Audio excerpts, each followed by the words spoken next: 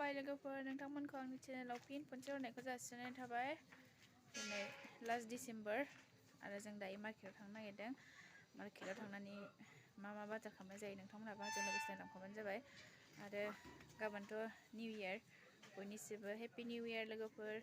नोंथांमोनहा बयबो निउ इयारखौ मोजाङै माने रेडि जाबाय आंबो। थ'दो थांसै।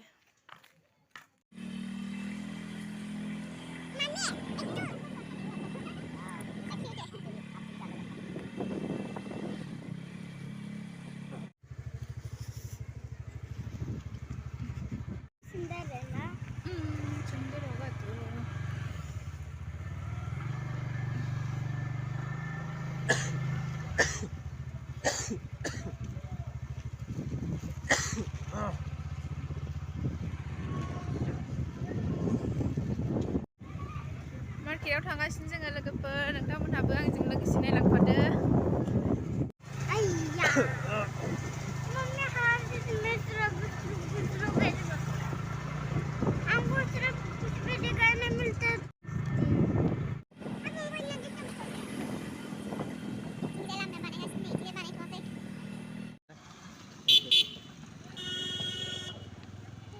मुला का है ना ये? ये वाला देखो, नहीं होगा ना? होगा ये दूसरा।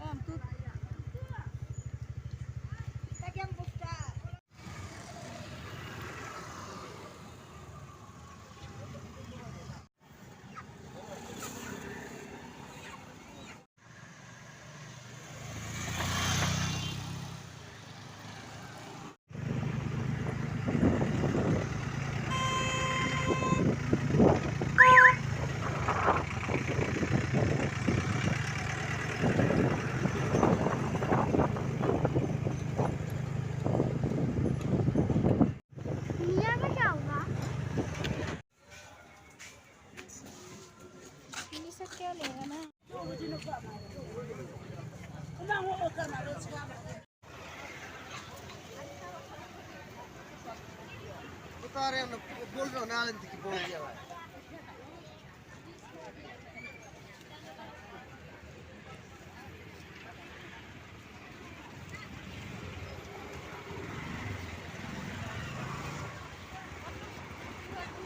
मार्केटाव थांना फैनानै जोबोद गोजांबोबाय, ओंखायनो साहा लोंगोरसै दायो जोङो। अरसो सायबाय दसे, बेखौ जाग्रोना लानो जोङो।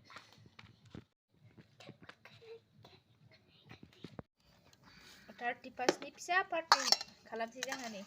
रावबोथ' गैखाया, साथामल' बिमा फिसा। गोजांनायखाय अरावनो संना जानोसै। बेबो अमा।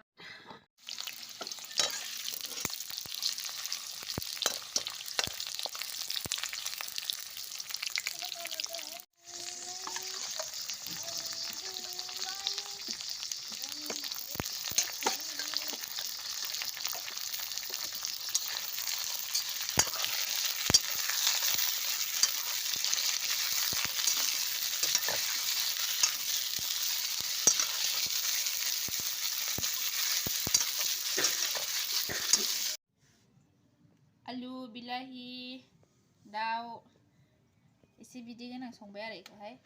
ओमफ्राय नैबे अमा सावनाय। सानैल' नालाय ओंखायनो बारा। आरो नैबे फिसाजोनि, बियो बानलु होनाय जाया, ओंखायनो बेनो आलादा खांना दोनबाय। लोगोफोर, आङो ओंख्रि संनायखौबो देखायबाय थायासै, डाइरेक्ट मोननायखौसो देखायखाबाय, मानोना केमेरा हमग्राबो गैयामोन।